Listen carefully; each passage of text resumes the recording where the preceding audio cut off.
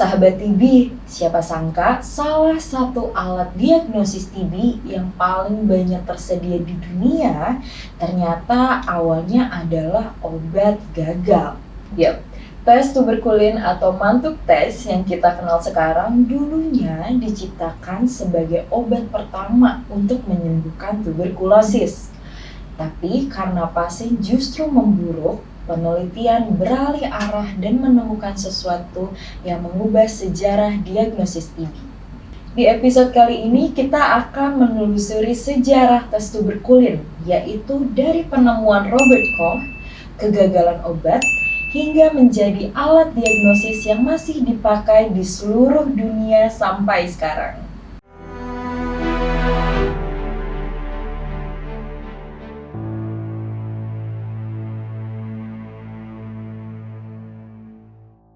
Halo sahabat TB, selamat datang kembali di Ensiklopedia TB, tempat kita belajar sejarah, inovasi, dan perjalanan panjang dunia tuberkulosis. Hari ini kita bahas sesuatu yang sangat penting, yaitu tes tuberkulin atau yang sering kamu dengar sebagai tes mantuk. Tes ini menjadi salah satu cara untuk deteksi infeksi TB, terutama pada anak-anak. Tapi siapa sangka alat ini awalnya dibuat untuk tujuan yang sama sekali berbeda. Dan yang lebih menarik, penemuan tes ini justru bermula dari kegagalan. Yuk kita bahas. Penemuan Robert Koch, awal segalanya. Sahabat TB, kita kembali ke tahun 1882. Saat Robert Koch menemukan bakteri yang menyebabkan TB, yaitu Mycobacterium tuberculosis. Penemuan ini menjadi tonggak sejarah dunia kedokteran. Setelah itu, Koch tidak berhenti. Ia mencari obat pertama untuk menyembuhkan TB. Tahun 1890, Koch memperkenalkan temuannya, yaitu tuberkulin. Cairan hasil dari kultur bakteri yang dilarutkan dalam gliserin. Koch mengklaim ini sebagai obat TB pertama di dunia. Namun, harapan itu tidak bertahan lama. Obat tuberkulin ternyata tidak menyembuhkan, justru banyak pasien yang memburuk, seperti demam tinggi, reaksi keras, bahkan meninggal. Tuberkulin akhirnya dianggap berbahaya dan ditolak sebagai obat TB. Meskipun gagal menjadi obat, para peneliti melihat sesuatu yang janggal dan menarik, yaitu pola reaksi kulit pada pasien yang disuntik tuberkulin.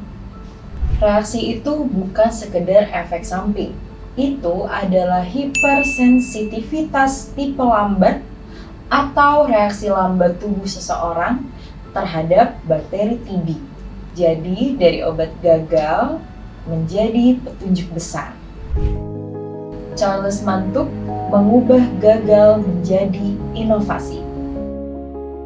Tahun 1907, seorang dokter asal Prancis bernama Charles Mantuk mempelajari pola reaksi kulit yang ditemukan Koch. Mantuk kemudian mengembangkan cara baru untuk menguji apakah seseorang pernah terpapar TB. Ia menemukan metode penyuntikan intradermal, suntikan dangkal di lapisan kulit menggunakan tuberkulin. Metode Mantuk ini jauh lebih aman, terstandarisasi, dan akurat dibanding metode sebelumnya. Sejak itu, tes tuberkulin berkembang menjadi alat diagnosis global dan terus digunakan hingga hari ini. Obat yang gagal akhirnya menjadi alat diagnosis yang menyelamatkan jutaan nyawa. Cara kerja tes tuberkulin. Sekarang, yuk sahabat TB kita bahas mekanisme kerjanya dengan bahasa yang mudah. Dalam teks Mantuk, 0,1 ml tuberkulin disuntikan ke kulit lengan, tepatnya di lapisan intradermal. Akan muncul bentol kecil berukuran 6 hingga 10 mm sebagai tanda suntikan berhasil.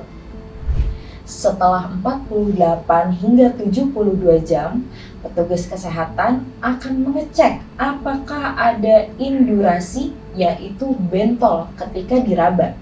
Kalau tubuh kita pernah terpapar atau mengenal TB, tubuh akan memberikan reaksi peradangan lokal dan bentol akan terbentuk. Hasil positif dinilai berdasarkan ukuran indurasi, biasanya ambang 5 mm atau 10 mm, tergantung faktor risiko pasien. Tapi penting banget buat diketahui bahwa ukuran bentol bukan ukuran seberapa parah infeksi TB atau risiko menjadi sakit. Ini hanya penanda apakah tubuh pernah terpapar bakteri TB. Penggunaan dan kekurangan. Tes tuberkulin tidak menggunakan bakteri hidup, hanya bagian dari protein bakteri yang sudah diproses. Jadi tidak akan menyebabkan TB, aman untuk anak maupun dewasa. Tes ini sangat bermanfaat terutama untuk screening infeksi TB laten, pemeriksaan kontak erat, screening tenaga kesehatan, dan anak-anak dengan risiko TB. Namun, tentu ada kekurangan. Yang pertama, positif palsu, yaitu jika seseorang sudah vaksin BCG, maka akan muncul positif palsu. Yang kedua, negatif palsu, yaitu jika imunitas rendah seperti HIV maupun gizi buruk, lalu anak usia di bawah 6 bulan, atau terpapar TB kurang dari 8 hingga 10 minggu, maka akan menimbulkan negatif palsu.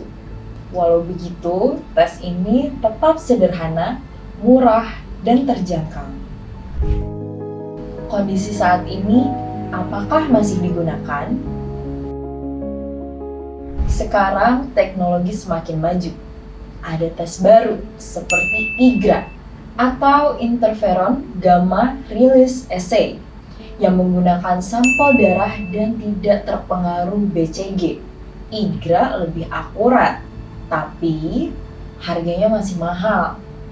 Tidak selalu tersedia di vaskes primer dan butuh laboratorium tertentu.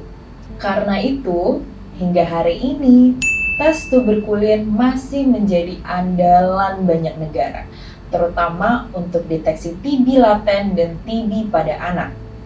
Dari obat gagal, kini menjadi alat penyaring infeksi TB di dunia. Sahabat TB, perjalanan tes tuberkulin mengajarkan kita satu hal penting, yaitu terkadang kegagalan bukan akhir. Justru dari kegagalan lahir inovasi yang menyelamatkan jutaan nyawa.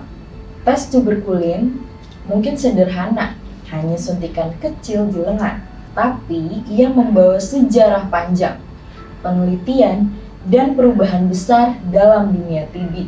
Hari ini, tes tuberkulin membantu kita menemukan infeksi TB laten lebih cepat, mencegah lebih awal, dan melindungi orang-orang terdekat kita. Kalau kamu atau keluarga diminta menjalani tes ini, jangan takut ya. Tes ini aman, cepat, dan tidak menyebabkan TB.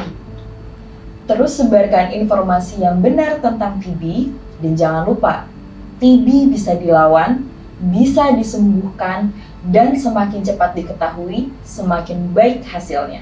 Sampai jumpa di episode berikutnya, sahabat TB. Tetap semangat, jaga kesehatan, dan jangan lupa follow Tuberkulosis TV, like, comment, dan subscribe. TB TV, take action, no discrimination.